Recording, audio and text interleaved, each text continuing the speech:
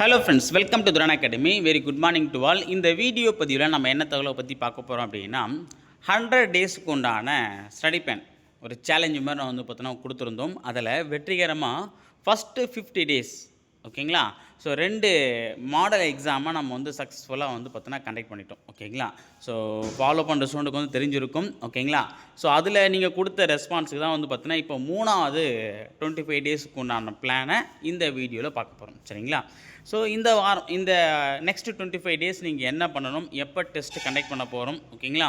அதே மாதிரி வந்து பார்த்தீங்கன்னா போர்ஷன் எப்படி நீங்கள் கம்ப்ளீட் பண்ணணும், அதுக்கு நான் ப்ளேலிஸ்ட் நான் எப்படி கொடுக்க போகிறேன், இது எல்லாத்தையும் தெளிவாக இந்த வீடியோ பதிவில் சொல்கிறேன். வீடியோ முழுசாக பார்த்துட்டு உங்களுடைய ப்ரிப்பரேஷனை ஸ்டார்ட் பண்ணுங்கள் ஓகேங்களா.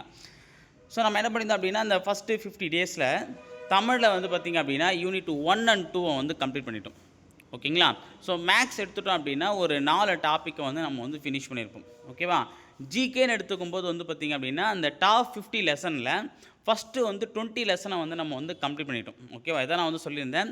ஸோ 100 டேஸில் வந்து பார்த்தோன்னா ஃபஸ்ட்டு வந்து 50 டேஸில் வந்து 20 லெசனும், அடுத்த 50 டேஸில் வந்து பார்த்திங்கன்னா 30 லெசன் அப்படின்னு நான் வந்து நம்ம வந்து பிளான் பண்ணியிருந்தோம் ஓகேவா. அந்த வகையில் 20 லெசனை வந்து நம்ம வந்து வித் பிளேலிஸ்ட்டோடு உங்களுக்கு கொடுத்துருப்பேன் சரிங்களா. ஓகே, இப்போ நம்ம என்ன பார்க்க போகிறோம் அப்படின்னு பார்த்தீங்கன்னா, நெக்ஸ்ட்டு இந்த 25 டேஸ் வந்து நீங்கள் என்ன பண்ணணும் அப்படின்ற தகவலை தான் இந்த வீடியோ பதிவில் வந்து நான் சொல்ல போகிறேன் சரிங்களா. ஓகே, இந்த 25 டேஸ்க்கும் நான் டெஸ்ட் எப்போ கண்டக்ட் பண்ண போகிறேன் அப்படின்னா மே 3, 2026 சரியா. இது இப்போ ஏப்ரல் மாதம் போய்ட்டுருக்கலாம். இப்போ மே மாதம் வந்து பார்த்தோன்னா இந்த எக்ஸாமை வந்து நம்ம கண்டக்ட் பண்ண போகிறோம் சண்டே. ஏன்னா நம்ம வந்து சண்டே நம்போது தான் எல்லாேருக்கும் வந்து இந்த ஃப்ரீ டைம் கிடைக்கும் அப்படின்றதுனால தான் நம்ம வந்து 25 டேஸ் 24 டேஸ் 30 டேஸ் அந்த மாதிரி கூட நம்ம வந்து மாற்றி மாற்றி கொடுக்குறோம். சண்டே நம்போது எல்லா ஸ்டூடெண்ட்டுமே, ஏன்னா ஒர்க்கிங் போகிற பீப்புள்ஸும் சரி ஓகேவா, அவங்க எல்லாருக்குமே வந்து இந்த ஃப்ரீ டைம் கிடைக்குன்றதுனால தான் சண்டே நம்ம வந்து டெஸ்ட்டை வந்து கண்டக்ட் பண்ணுறோம் ஓகேங்களா. ஸோ போர்ஷன் பொறுத்த வரைக்கும் சேம் தான். 100 தமிழ், 25 மேக்ஸு, 65 ஜிகே அந்த லெசன்ஸ்லேருந்து ஓகேங்களா. கொஷின்ஸு 10 கொஷின் வந்து பார்த்திங்கன்னா ஸ்கீம்ஸ். ஏன்னா ஒரு 100 ஸ்கீம்ஸை நம்ம வந்து பார்த்திங்கன்னா ரெகுலராக வந்து ஷார்ட்ஸ் கொடுத்துட்ருக்கோம் ஓகேவா. அதில் கிட்டத்தட்ட வந்து ஒரு 45 ஸ்கீம்ஸ் கிட்ட நம்ம கம்ப்ளீட் பண்ணியாச்சு ஓகேங்களா. ஸோ அந்த ஒவ்வொரு ஷெடியூலுக்குமே நம்ம வந்து 20 ஸ்கீம்ஸை நம்ம வந்து பார்த்தோன்னா ப்ரிஃபர் பண்ணிட்டு வரோம் சரி. அந்த வகையில் 40 முடிஞ்சு அடுத்து 20 தான் இந்த வாரம் கொடுக்க போகிறோம் சரி. என்னென்ன போர்ஷன்றதை பார்க்கலாம். ஸோ தமிழ் எடுத்துட்டிங்க அப்படின்னா யூனிட் 3 ஓகேவா. ஸோ யூனிட் 3 பொறுத்த வரைக்கும் என்ன அப்படின்னா எழுதும் திறன். இந்த யூனிட்லேருந்து கிட்டத்தட்ட 15 கொஷின் எக்ஸாம் வந்து கேட்குறாங்க ஓகேவா. இதில் மிக முக்கியமான டாப்பிக்னு பார்க்கும்போது பார்த்திங்கன்னா பெருசாக இருக்க மாதிரி இருக்கும் இந்த யூனிட். ஆனால் எக்ஸாம்பிளாக நம்ம வந்து எடுத்துட்டோம் அப்படின்னா ரொம்ப ரொம்ப சின்ன டாபிக் தான் ஓகேவா. மொத்தமே வந்து பார்த்திங்கன்னா ஒரு 10 டாபிக் தான் இருக்கும் சரி. என்னென்ன அப்படின்னு பார்த்தீங்கன்னா, சொற்களை ஒழுங்குபடுத்தி சொற்றொடர் அமைத்தல். சொற்களை மாற்றி மாற்றி கொடுத்துருப்பாங்க, அதெல்லாம் ஒன்றா சேர்த்து ஒரு சொல்லை உருவாக்கணும். அடுத்து வந்து பார்த்தீங்கன்னா தொடர் வகைகள். இப்போ தொடர் வகைகள் அப்படின்னா மொத்தம் 16 தொடர் வகை இருக்குது. அதேமாதிரி வந்து பார்த்திங்கன்னா தொகைநிலை தொடர், தொகாநிலை தொடர் அந்த 2 வகையும் பிரிக்கலாம் சரியா. அந்த 2 வகை ப்ளஸ் அந்த 16 வகை எல்லாமே சேர்த்து ஓகேவா.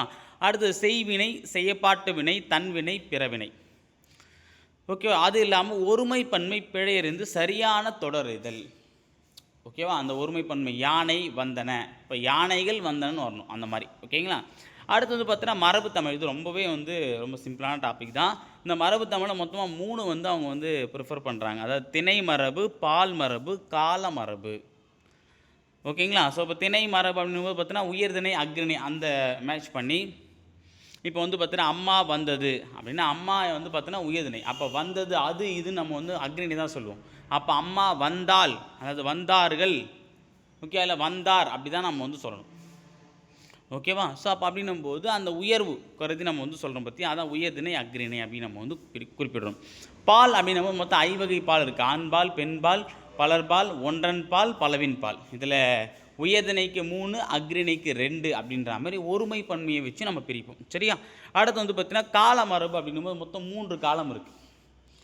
நிகழ்காலம், இறந்த காலம், எதிர்காலம். ஸோ இந்த 3 காலத்துக்கும் பொருந்துற மாதிரி நேற்று வருவேன்னு சொல்ல முடியாது, நேற்று வந்தேன். நாளை வருவேன் அப்படின்னு சொல்ல, நாளை வந்தேன்னு சொல்ல முடியாது. ஸோ அப்போ அந்த காலத்துக்கு ஏற்ற மாதிரி அந்த வினை மரபை சேர்த்து பார்க்கணும் ஓகேங்களா.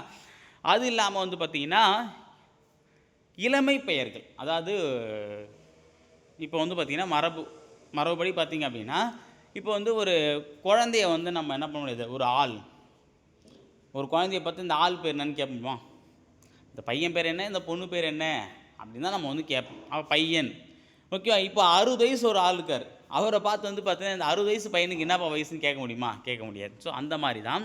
ஸோ அப்போ வந்து அந்த இளமை காலத்தில் என்ன பேர் கொண்டு அழைக்கிறாங்க? இது வந்து தாவரத்துக்கும் இருக்குது, விலங்குக்கும் இருக்குது.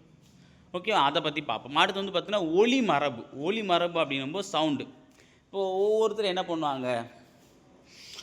ஓகேவா? இப்போ நாய் வந்து குரைக்கும். ஓகேவா? குதிரை வந்து கனைக்கும். ஓகே, பசு கதரும். ஸோ இந்த மாதிரி ஒவ்வொரு உயிரினங்களுக்கும் ஒலி மரபு இருக்குது, அதை பற்றி பார்ப்போம். அடுத்து வினை மரபு. இது எல்லாமே வந்து ஒரு ஷார்ட்கட்டாக வந்து நம்ம ஆல்ரெடி கொடுத்துருக்கோம். ஓகேவா? அது நம்ம ஒரு ஷார்ட்கட்டாகவே நம்ம வந்து கொடுத்துருக்கோம். அது ரொம்பவே யூஸ்ஃபுல்லாக இருக்கும். நீங்கள் வந்து பார்த்தீங்கன்னா நானும் ராம்சாரமே வந்து பார்த்தீங்கன்னா அந்த ஒலி மரபு வச்சு ஒலி மரபு, இளமை பெயர், வினை மரபுலாம் வீடியோ போட்டிருக்கோம். அந்த வீடியோ நீங்கள் ப்ராப்பராக பார்த்தாலே போதும். சரிங்களா? அடுத்து வந்து பார்த்தீங்கன்னா வினை மரபும் அதே மாதிரி தான். அது இல்லாமல் நிறுத்தல் குறிகள். இதை ராம் சார் வந்து வீடியோ கொடுத்துருப்பார். கார் புள்ளி, அரை புள்ளி, முக்கால் புள்ளி, முற்றுப்புள்ளி, வியப்புக்குறி, வினாக்குறி ஆகியவை எங்கெங்கே அமையும் அப்படின்ற மாதிரி வந்து சொல்லியிருப்பாங்க. ஸோ அவ்வளோதான். ஸோ இது எல்லாத்துக்குமே உண்டான வீடியோ கிளாஸ் வந்து நம்ம யூடியூப் சேனலில் போட்டிருக்கோம். அதுக்கும் நான் ப்ளேலிஸ்ட்டும் நான் வந்து பார்த்தீங்கன்னா நம்மளுடைய டெலகிராம் சேனலில் வந்து நான் கொடுக்குறேன். அந்த டெலகிராம் சேனல் லிங்க்கு நான் டிஸ்கிரிப்ஷன் வந்து கொடுக்குறேன். புதுசாக வரவங்க அதை பார்த்து தெரிஞ்சுக்கோங்க. ஓகேங்களா? ஓகே. இப்போ மேக்ஸ் பொறுத்த வரைக்குமே வந்து பார்த்தீங்கன்னா இந்த வாரம் simple interest and compound interest. ஓகேங்களா? ஸோ மேக்ஸுக்கு நான் அந்த 12 days மேக்ஸ் சேலஞ்சை நம்ம ஒரு வீடியோ போட்டிருக்கோம். ஓகேவா? அந்த பிளேலிஸ்ட் நான் வந்து கொடுக்குறேன். அடுத்து வந்து பார்த்தீங்க அப்படின்னா ஜிகே டாப் 50 லெசன்ஸ். ஓகேவா? அதில் நம்ம இப்போ என்ன பண்ண போகிறோம் அப்படின்னா 15 லெசனை பார்க்க போகிறோம். ஆல்ரெடி நம்ம 20 லெசனை முடிச்சாச்சு. இப்போ வந்து பார்த்தீங்கன்னா ஒரு 5 லெசன். ஓகேங்களா? ஸோ அதில் வந்து பார்த்திங்க அப்படின்னா இந்த வாட்டி ஒரு 3 சப்ஜெக்டை வந்து நம்ம வந்து இன்க்ளூட் பண்ணியிருக்கோம். ஓகேவா? ஃபஸ்ட்டு வந்து நேஷனல் மூமெண்ட். ஆக்சுவலாக இந்த நேஷனல் மூமெண்ட்லேயே வரும். யூனிட் 6லேயும் வந்து கவர் ஆகக்கூடிய டாப்பிக்கை தான் நம்ம வந்து வச்சுருக்கோம். என்ன அப்படின்னா 5 லெசன் 10th புக்கில் இருக்கக்கூடிய 10th சோசியல் புக்கில் இருக்கக்கூடிய ஒரு 5 லெசன். என்ன அப்படின்னா 19ஆம் நூற்றாண்டின் சமூக சமய சீர்திருத்த இயக்கங்கள் ரொம்ப முக்கியமானது. அதனால் நம்ம தமிழகத்தை சார்ந்த விஷயத்தை நல்லா படிச்சுக்கணும். ஆங்கிலேய ஆட்சிக்கு எதிராக தமிழகத்தில் நிகழ்ந்த தொடக்க கால கிளர்ச்சிகள். இது ஆக்சுவலாக வந்து ஐஎன்எம்லேயும் வரும். யூனிட் 6லுமே இந்த டாபிக் வந்து நம்ம கவர் பண்ணணும். அடுத்து வந்து பார்த்தோன்னா காலனியத்துக்கு எதிரான இயக்கங்களும் தேசியத்தின் தோற்றமும். இது நம்ம பியூராக ஐஎன்எம்மில் கவர் ஆகக்கூடிய மிக முக்கியமான டாபிக். தேசியம், காந்திய காலகட்டம். இது ரெண்டுமே பியூர் ஐஎன்எம் தான் நம்ம சொல்ல முடியும். தமிழ்நாட்டின் விடுதலை போராட்டம் அப்படின்ற கான்செப்ட் நம்ம வந்து ஐஎன்எம்லேயும் பார்ப்போம், யூனிட் 6லையும் பார்ப்போம். சரியா? ஓகே. இந்த 5 டாப்பிக்கை வந்து நம்ம வந்து வச்சுருக்கோம். அடுத்து இந்தியன் ஜியாகிரஃபியில் மொத்தமாக ஒரு 7 லெசனை வந்து நம்ம கவர் பண்ணியிருக்கோம். ஆக்சுவலாக வந்து பார்த்தோன்னா இல்லை ஃபஸ்ட்டு 5 லெசன் தான் வந்து நமக்கு இந்தியன் ஜியாகிரஃபி. ஓகேவா? அடுத்த 2 டாபிக் வந்து பார்த்திங்கன்னா இந்தியன் ஜியாகிரஃபிலையும் கவர் ஆகும். அட் த சேம் டைம் எக்கனாமிக்கில் வந்து பார்த்திங்க அப்படின்னா தமிழ்நாடு சம்பந்தமான இந்த புவியியல் கூறுகள். ஓகேவா? ஸோ அது வந்து அந்த டாபிக் பொறுத்த வரைக்குமே வந்து இதில் தான் வந்து நம்ம கவர் ஆகிற மாதிரி இருக்கும். சரி, அதையுமே நம்ம வந்து சேர்த்து பார்க்க போகிறோம். சரியா? ஸோ அப்போ அந்த ஃபஸ்ட்டு 7 லெசன் ரொம்ப ரொம்ப முக்கியமானது. இதுவும் 10th புக்கு தான். அப்போ இந்த வாட்டி நீங்கள் 10th புக்கிலே வந்து பார்த்தீங்கன்னா கிட்டத்தட்ட ஒரு 12 லெசனை வந்து கவர் பண்ணிடலாம். இந்த ஒரு மாதம் 10th புக்கை நீங்கள் கவர் பண்ணிட்டாலே போதும். சரிங்களா?